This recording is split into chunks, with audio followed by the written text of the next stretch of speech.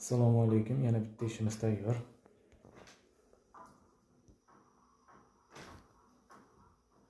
Siri bo'ldi. Plitka hali qo'yilmadi. Stolishnica oq bo'ldi. Moyka qo'ydik. Bu yerda paqircha qo'yib ketdik. Bu yerda boiler. Xo'sh, katta boiler baland bo'lgani uchun joy tashab ketdik. Polka bo'ldi. Buni tagi ochiq. Xo'sh, bu yerda paqircha, musor paqir, bu yerda sushka,